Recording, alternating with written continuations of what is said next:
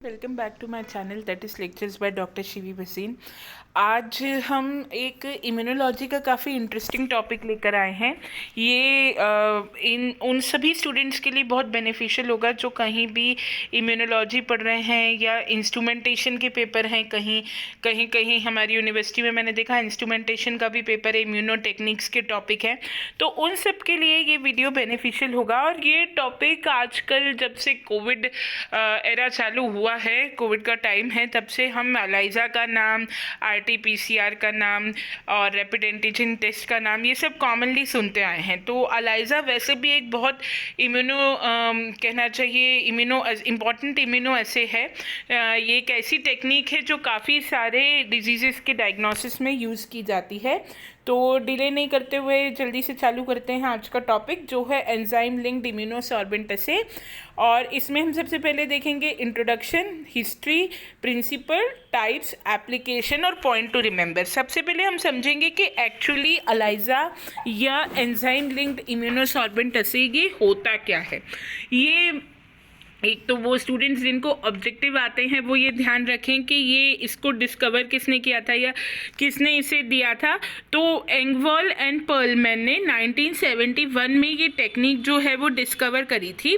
और एक्चुअली ये टेक्निक किस चीज़ पे, एक इम्यूनो असे है। जो बच्चे इम्यूनोलॉजी के हैं वो तो इम्यूनो असे समझते होंगे। आप मेरे चैनल में ही यदि पीछे जाएंगे तो आपको मैंने कई वीडियो डाल रखे हैं एक्वायर्ड इम्यूनिटी वगैरह के, जिसमें मैंने बहुत अच्छे से बताया है कि इम्यूनोलॉजी की एक बेसिक कैरेक्टरिस्टिक होती है कि एंटीजन एंटीबॉडी इंटरैक्शन बहुत स्पेसिफिक होता है। मतलब जो एंटीजन है, जिस बीमारी का एंटीजन है या जैसा पैथोजन है, वो अपने ही अगेंस्ट बनी एंटीबॉडी से इंटरैक्ट करेगा। यानी अगर आपको टाइफाइड का एंटीजन है तो वो टाइफाइड के अगेंस्ट जो बनी एंटीबॉडी है वो कोरोना के एंटीजन के अगेंस्ट काम नहीं करेगी।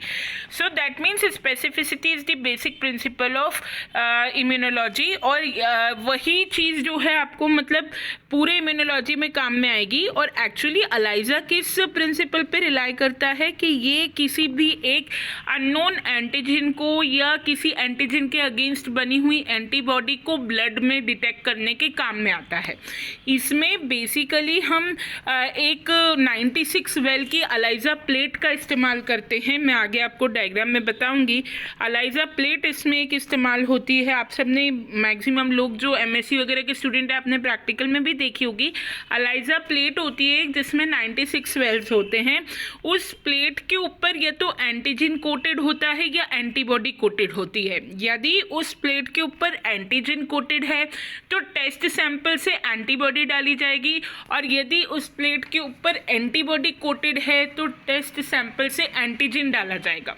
और यदि एंटीजन एंटीबॉडी, मान लीजिए थोड़ी देर के लिए फर्ज कीजिए हम HIV का टेस्ट एलाइजा से कर रहे हैं, है ना। HIV वायरस जो कि एड्स कॉज करता है, उसका टेस्ट अब तो खैर वेस्टर्न ब्लॉट वगैरह से भी होने लगा, लेकिन पहले के ज़माने में एलाइजा उसका मेन मेथड था टेस्ट करने का, अभी भी करते हैं।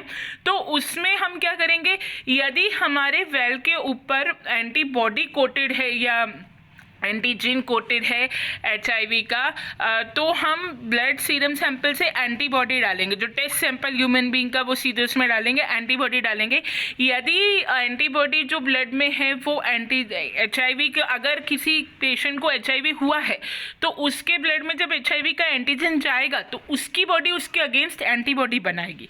ठीक है, तो जब हम पेशेंट का टेस्ट सैंपल उस एलाइजा के वेल में डालेंगे तो वो जो सैंपल गया है उसमें HIV की एंटीबॉडी होगी, और वेल के ऊपर क्या कोटेड है, HIV का एंटीजन, है ना। तो ये एंटीजन एंटीबॉडी एक दूसरे से बाइंड करेंगे, है ना। ये मैं आगे अभी आपको समझाऊंगी कि उसके बाद सेकेंडरी एंटीबॉडी भी डाली जाती है, फिर सबस्ट्रेट डाला जाता है जिससे कलर चेंज होता है।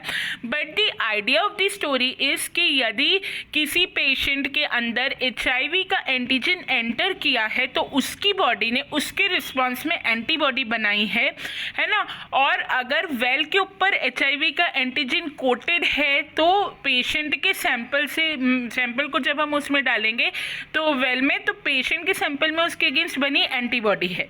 तो क्योंकि दोनों, अगर एंटीजन HIV का है और उसके अगेंस्ट HIV की एंटीबॉडी है, तो वो दोनों एक दूसरे से बाइंड करने की टेंडेंसी रखेंगे और कॉम्प्लेक्स फॉर्मेशन होगा, और उसके बाद फिर सबस्ट्रेट डालेंगे तो जिससे कलर चेंज आएगा।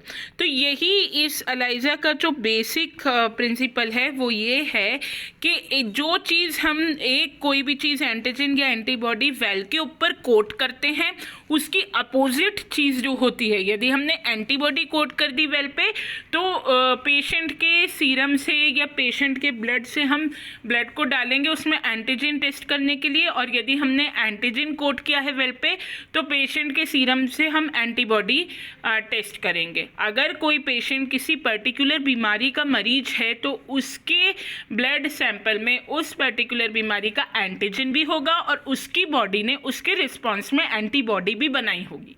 ठीक है, so principle of ELISA is के आइदर ऑफ एंटीजन और antibody is coated on the well of ELISA plate, what we call it as ELISA plate. It's a 96 well ELISA plate, या जो उसकी वो पूरी ट्रे होती है ELISA की 96 वेल वाली, उसके ऊपर या तो एंटीजन कोटेड होता है या एंटीबॉडी कोटेड होती है, और जो चीज़ कोटेड है उसकी अपोजिट चीज़ पेशेंट के सीरम सैंपल से या ब्लड सैंपल से डाली जाती है, और यदि दोनों सेम बीमारी के हैं तो वो एक दूसरे से बाइंड करेंगे, देन इसके बाद हम उसके अंदर डालते हैं enzyme linked secondary antibody in some cases, and फिर सबस्ट्रेट डालते हैं, है ना। तो जैसे ही सबस्ट्रेट जाकर उससे बाइंड करेगा एक कलर चेंज दिखेगा।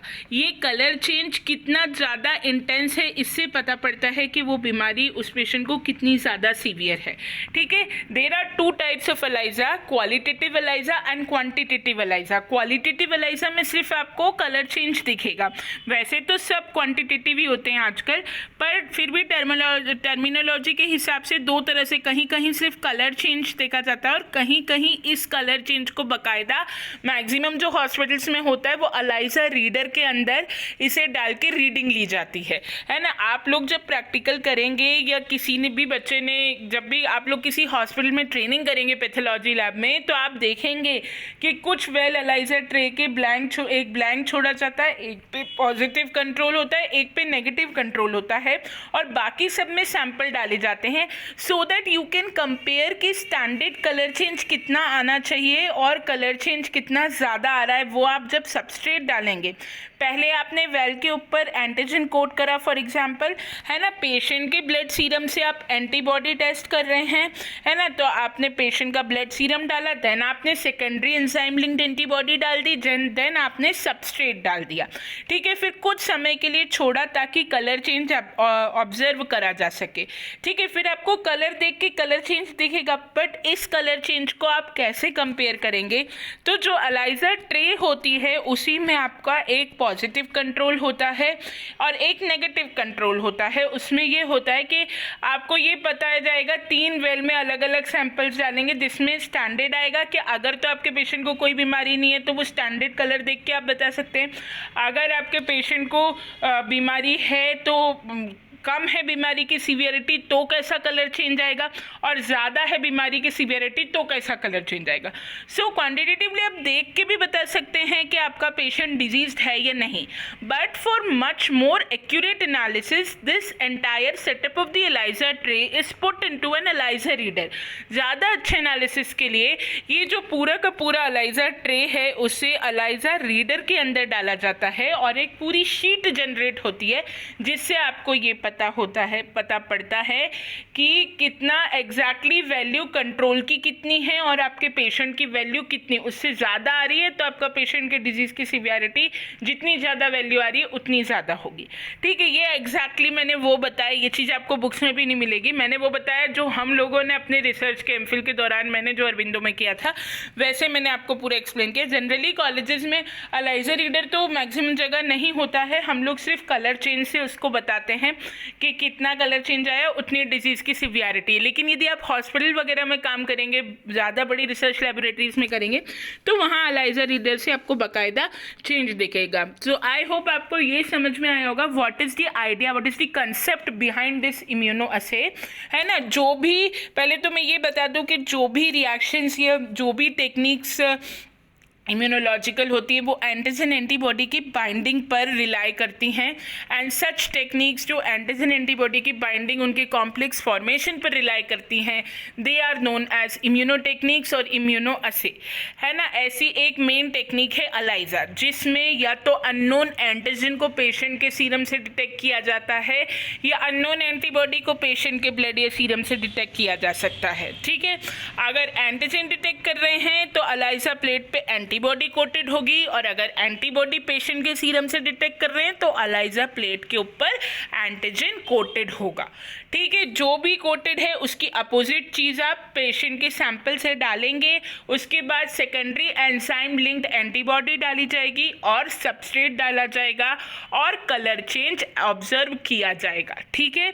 जितना कलर चेंज उसके हिसाब से डिजीज़ की सीवियरिटी को आप एस्टिमेट कर सकते हैं। ये प्रिंसिपल है अलाइजा का, ठीक है। यदि ये चीज़ आपको अच्छे से समझ में आ गई तो आपको जो टाइप्स ऑफ अलाइजा हैं वो अच्छे से समझ में आ जाएंगे। बेसिकली 3 या 4 टाइप से हम अलाइजा को देख सकते हैं। वन इज डायरेक्ट अलाइजा, दूसरा सैंडविच अलाइजा, इनडायरेक्ट अलाइजा, और एक कॉम्पिटिटिव अलाइजा भी हम पढ़ते हैं।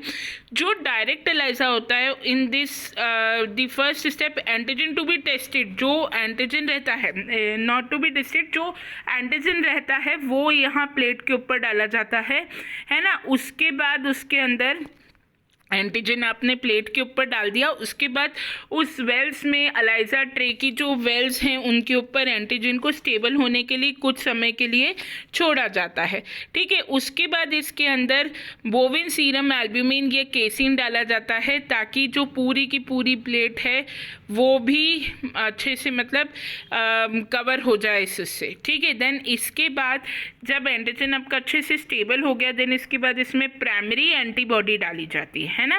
प्राइमरी एंटीबॉडी जो है वो आप इससे कहाँ से डालेंगे, पेशेंट के सैंपल में से पेशेंट के ब्लड में से डालेंगे, ठीक है। जो एंटीजन आपका यहाँ टेस्ट एंटीजन जरूर लिखा है, लेकिन आप इससे कंफ्यूज मत होइएगा। जो एंटीजन यहाँ पर आप डाल रहे हैं सबसे नीचे इसके अंदर एंटीजन टू बी टेस्टेड, उससे ये मत समझिएगा कि वो सीरम का है। यहाँ आप फर्स्ट स्टेप में एंटीजन को एब्जॉर्ब करा रहे हैं अलाइजा प्लेट के वेल के ऊपर, ठीक है। देन सेकेंड स्टेप में आप क्या डाल रहे हैं, आप BSA डाल के या केसिन डाल के उसको स्टेबल कर रहे हैं। थर्ड स्टेप में आप उसमें डाल रहे हैं प्राइमरी एंटीबॉडी, जो आपकी कहाँ से आ रही है, पेशेंट के सीरम से आ रही है, पेशेंट का सीरम डाल रहे हैं। देन आप उसके अंदर वो अच्छे से डालकर पेशेंट का सीरम सैंपल डालकर आप इंतज़ार करेंगे, रिएक्शन होने देंगे कि ये जो आपने सीरम डाला है अगर इसमें वही एंटीबॉडी है जो उस एंटीजन के अगेंस्ट बनी है जो कि वेल के ऊपर कोटेड है, तो वेल कोटेड एंटीजन और जो सीरम से एंटीबॉडी आई है उन दोनों के बीच में बाइंडिंग होगी। और ये बाइंडिंग आपको कैसे पता पड़ेगी, यहाँ आप डायरेक्टली डाल देंगे अब सबस्ट्रेट, ठीक है। तो सबस्ट्रेट डालते ही एक कलर चेंज आएगा, ठीक है। यदि तो पेशेंट डिजीज्ड है तो ये कलर चेंज आपको मतलब पेशेंट में अगर वही एंटीजन और वही एंटीबॉडी सेम ब्लड में कोएग्जिस्ट कर रही है तो जब आप सबस्ट्रेट डालेंगे तो आपको एक डार्क कलर चेंज मिलेगा, और जितना ज़्यादा कलर चेंज उतनी ज़्यादा सीवियरिटी जो है वो आपको डिजीज़ की आप समझ सकते हैं, है ना। या तो इसके बाद ये कलर चेंज आने के बाद इस अलाइजा प्लेट को स्पेक्ट्रोफोटोमीटर से भी रीड किया जा सकता है इसकी OD लेके कलर चेंज की, या फिर मोर प्रिसाइसली इसे अलाइजा रीडर में डालकर इसकी एग्जैक्ट रीडिंग ले ली जाती है। मतलब कि डायरेक्ट अलाइजा का सीधा सीधा फंडा क्या है यदि आपको समझाएं तो इसमें सबसे पहले वेल के ऊपर एंटीजन कोटेड है, देन उसके बाद उसके अंदर सीरम, पेशेंट के सीरम से आपने इसमें क्या डाली है, पेशेंट के सीरम से आपने इसमें डाली है एंटीबॉडी, देन उसके बाद इसमें आपने क्या डाला है, सबस्ट्रेट डाला है और कलर चेंज ऑब्जर्व किया है, ठीक है। जितना ज़्यादा कलर चेंज उतनी ज़्यादा पेशेंट की डिजीज्ड कंडीशन, ठीक है। ये बात हुई डायरेक्ट अलाइजा की। सेकेंड कंडीशन आता है सैंडविच अलाइजा। जैसे कि नाम से ही समझ में आ रहा है, सैंडविच का मतलब होता है जब कोई चीज़ किसी दो चीज़ों के बीच में फंस जाए। जैसे हम सैंडविच खाते हैं, दो ब्रेड की स्लाइस के बीच में अगर टमाटर का पीस हो तो that is known as sandwich, ठीक है। ऑन ए लाइटर नोट इसका सीधा यही मतलब है। इसमें होगा क्या, इसमें सबसे पहले जो हमारा वेल होगा वो अननोन एंटीबॉडी से कोटेड होगा, ठीक है। अननोन मतलब जो डिजीज़, जैसे मान लीजिए हम हेपेटाइटिस बी का टेस्ट करें तो हेपेटाइटिस बी की स्टैंडर्ड एंटीबॉडी से वो कोटेड होगा। देन उसके बाद जो भी एरिया पर, जिन भी वेल्स पर जो भी अनबाउंड एंटीबॉडी है वो वॉश कर दी जाती है। अच्छे से वेल्स को एंटीबॉडी से कोट कर दिया, उसके बाद जो भी एंटीबॉडी कोट नहीं हो पाई वो वेल से वॉश कर दी जाती है। उसके बाद आप डालेंगे पेशेंट का सीरम, जहां पर आप एंटीजन टेस्ट कर रहे हैं। रिमेंबर द डिफरेंस, ऊपर हम डायरेक्ट एलाइजा में पेशेंट के सीरम से एंटीबॉडी टेस्ट कर रहे थे, सैंडविच एलाइजा में हम एंटीजन टेस्ट कर रहे हैं। ठीक, उसके बाद आपने एंटीजन डाला, थोड़ी देर के लिए पेशेंट का सीरम डाला, पेशेंट के सीरम से एंटीजन आया, थोड़ी देर के लिए छोड़ा, अगेन प्लेट को वॉश किया। ये भी अगर आप हॉस्पिटल में इस टेक्निक को देखेंगे तो there are automatic washers. Manual washing भी जो पैथोलॉजी लैब में होते हैं वो सिखाते हैं, बहुत अच्छे से वो लोग बिल्कुल एक झटके से वॉश करते हैं। They are learn to for this technique, they are taught about this technique. और नहीं तो ऑटोमेटिक वॉशर्स भी होते हैं, ऑटोमेटिक वॉशर में डाल के जो भी अनबाउंड इसके अंदर एंटीजन होगा वो वॉश हो जाएगा। देन डाली जाएगी सेकेंडरी एंजाइम लिंक्ड एंटीबॉडी, है ना, सेकेंडरी एंजाइम लिंक्ड एंटीबॉडी, और अगेन उसको रिएक्ट करने का समय दिया जाएगा। देन उसके बाद लास्ट में डाला जाएगा सबस्ट्रेट। सबस्ट्रेट डालकर आपको कलर चेंज दिखेगा। अगेन जितना ज़्यादा कलर चेंज उतनी ज़्यादा डिजीज़ की सीवियरिटी। ठीक है, यानी यहाँ पहले आपने क्या कोड किया, आपने एंटीबॉडी कोड करी, उसके बाद पेशेंट के सीरम से आपने क्या डाला, एंटीजन डाला, फिर आपने एक और सेकेंडरी एंजाइम लिंक्ड एंटीबॉडी डाली, और फिर आपने डाला सबस्ट्रेट, जिससे आपको दिखा कलर चेंज। यानी मैं आपको अगर समझाऊं तो आपकी जो एंटीबॉडी है वो, आपका जो एंटीजन है सॉरी, वो दो एंटीबॉडी के बीच में सैंडविच हो गया। एक तो वो एंटीबॉडी जो नीचे एलाइजा की प्लेट पे थी, उसके बाद आपने सीरम से एंटीजन डाला और फिर से सेकेंडरी एंजाइम लिंक्ड एंटीबॉडी डाल दी, यानी आपका एंटीजन दो एंटीबॉडीज के बीच में फंस गया। इसीलिए इस एलाइजा का नाम है सैंडविच एलाइजा। ठीक है, और हर स्टेप पे आपने वॉशिंग करी और फिर सेकेंडरी एंजाइम लिंक्ड एंटी, ताकि जो भी चीज़ बाउंड नहीं हुई है, जो भी चीज़ बच गई है, बंध नहीं पाई है, एंटीबॉडी अगर एलाइजा की प्लेट से नहीं बंध पाई है तो वो रिमूव हो जाए। एंटीबॉडी के बाद यदि एंटीजन डाल के बाउंड नहीं हो पाया है एंटीबॉडी से तो वो रिमूव हो जाए। उसके बाद अगर secondary enzyme linked antibody bind नहीं हो पाई है एंटीजन एंटीबॉडी के कॉम्प्लेक्स से तो वो रिमूव हो जाए। लास्ट में आपने सबस्ट्रेट डाल के कलर चेंज ऑब्जर्व कर लिया, यानी नीचे भी एंटीबॉडी, ऊपर भी एंटीबॉडी और बीच में एंटीजन। इस वजह से इस एलाइजा को कहते हैं सैंडविच एलाइजा। ठीक है, ये आप डायग्राम में देखेंगे तो देख पाएंगे, टारगेट एनालाइट आपका एंटीजन है और ऊपर नीचे दोनों जगह एंटीबॉडी है, इस वजह से इसको कहा जा रहा है सैंडविच एलाइजा। देन आता है third category competitive ELISA. Actually competitive ELISA में क्या होता है कि सबसे नीचे जो एलाइजा प्लेट होती है उसके अंदर अनलेबल्ड एंटीजन को अगेन कोट किया जाता है वेल के ऊपर, उसके ऊपर डाला जाता है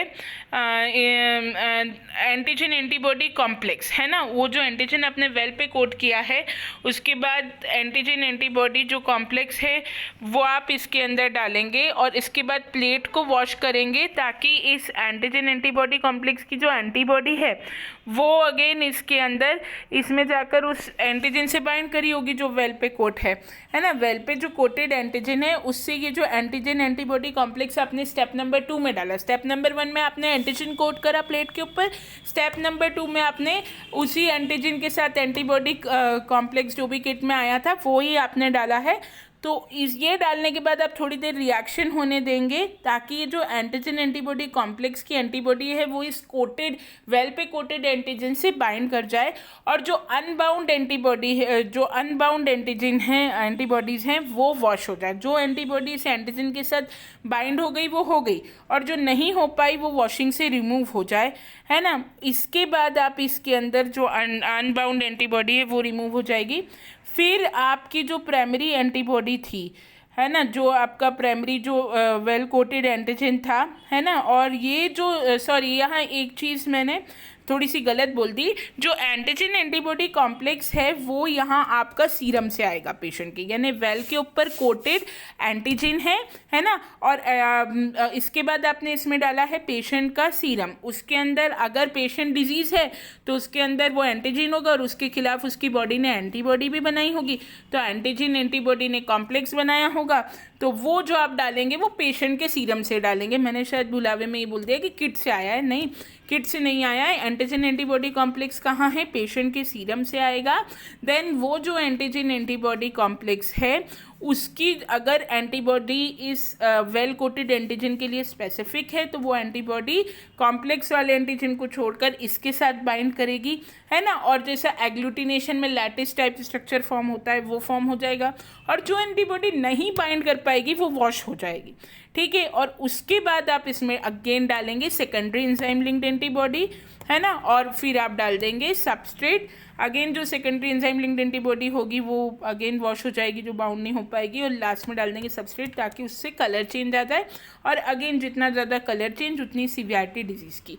मतलब इसमें बस आपको ये याद रखना है कि well is coated with antigen, well पे एंटीजन एब्जॉर्ब कराया जाएगा, और उसके बाद पेशेंट के सीरम से आप मतलब पेशेंट का सीरम डालेंगे जहाँ से आपको एंटीजन एंटीबॉडी कॉम्प्लेक्स मिलेगा।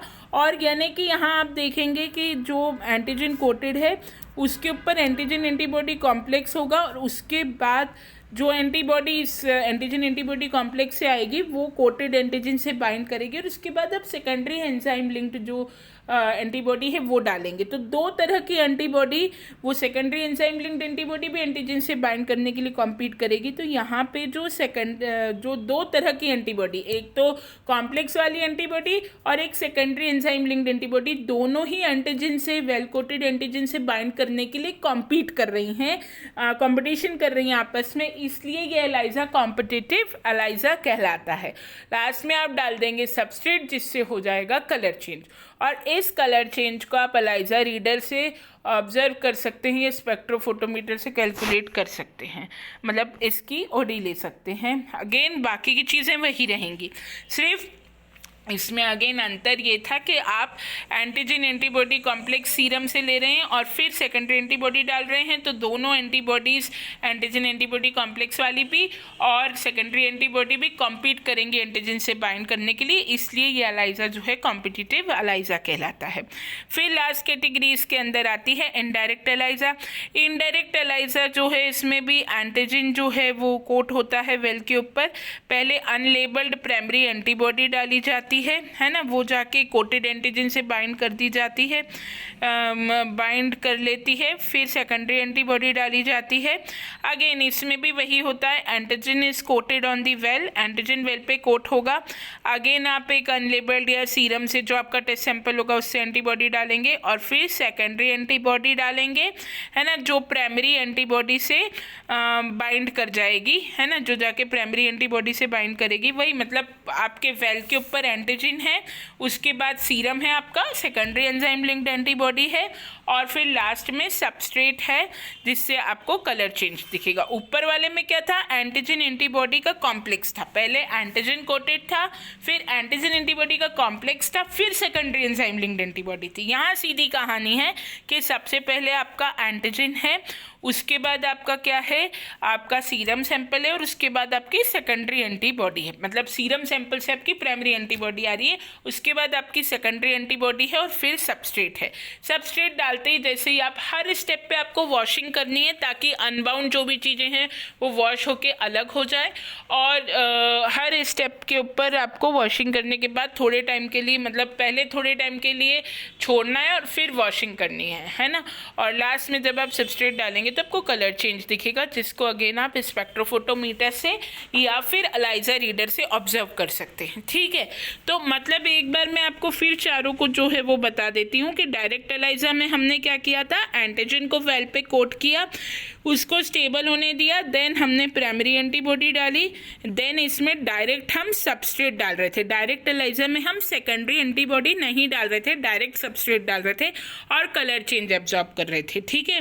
सैंडविच एलाइजा में हम क्या डाल रहे थे, सैंडविच एलाइजा में पहले हमने एंटीबॉडी डाली, फिर हमने एंटीजन डाला, फिर हमने सेकेंडरी एंजाइम लिंक्ड एंटीबॉडी डाली, फिर हमने सबस्ट्रेट डाला और कलर चेंज एब्जॉर्ब कर लिया। क्योंकि इसमें एंटीजन बीच में है, नीचे भी एंटीबॉडी बॉडी वेल पे कोटेड है और एंटीजन के ऊपर भी सेकेंडरी एंजाइम लिंक्ड एंटीबॉडी आएगी, तो जो एंटीजन है वो बीच में फंस गया है दोनों एंटीबॉडीज़ के, इसलिए ये एलाइजा सैंडविच एलाइजा कहलाएगा, ठीक है। फिर कैटेगरी आएगी हमारे कॉम्पिटिटिव एलाइजा की। कॉम्पिटिटिव एलाइजा के अंदर क्या हो रहा है, सबसे पहले नीचे की जो वेल है उसके ऊपर एंटीजन कोटेड है, फिर सीरम सैंपल से एंटीजन एंटीबॉडी कॉम्प्लेक्स आएगा, फिर सेकेंडरी एंजाइम लिंक्ड एंटीबॉडी डाली जाएगी। तो कॉम्प्लेक्स वाली एंटीबॉडी और सेकेंडरी एंजाइम लिंक्ड एंटीबॉडी दोनों ही एंटीजन से बाइंड करने के लिए कॉम्पीट करेंगे, दोनों कॉम्पीट कर रही हैं, इसलिए ये कॉम्पिटिटिव एलाइजा जो है कहलाएगा। और इनडायरेक्ट एलाइजा में क्या होगा, इनडायरेक्ट एलाइजा में सबसे पहले एंटीजन वेल पे कोट किया जाएगा, फिर सीधे से हम प्राइमरी एंटीबॉडी सीरम से डालेंगे, फिर सेकेंडरी एंजाइम लिंक्ड एंटीबॉडी डालेंगे और फिर सबस्ट्रेट डालेंगे। कलर चेंज ऑब्जर्व करेंगे जो कि स्पेक्ट्रोफोटोमीटर से या एलाइजा रीडर से लिया जा सकता है।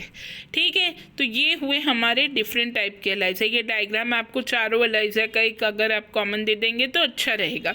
अब एलाइजा का इस्तेमाल कहाँ कहाँ करते हैं, जहाँ भी हमें अननोन एंटीजन या अननोन एंटीबॉडी सैंपल में डिटेक्ट करना हो, क्वालिटेटिवली पता करना हो कि सीवियरिटी ऑफ द डिजीज़ क्या है, या क्वांटिटेटिवली उसका हमें वैल्यू चाहिए हो कि कितना सीवियर डिजीज़ है। कोई ब्लड एलर्जी हो, कोई किसी तरह की कोई एलर्जी हो, या कोई एलर्जिन एनालाइज करना हो तो वहाँ करते हैं हम इसका इस्तेमाल। सीरम एंटीबॉडी डिटेक्शन के लिए जितने भी ये खतरनाक डिजीज़ जो हैं, जैसे HIV है, हेपेटाइटिस बी है, कोरोना है, इनके डायग्नोसिस में ये एलाइजा का यूज़ किया जाता है। इंडस्ट्रीज़ में फूड एलर्जिन टेस्ट करने के लिए यूज़ किया जाता है ना।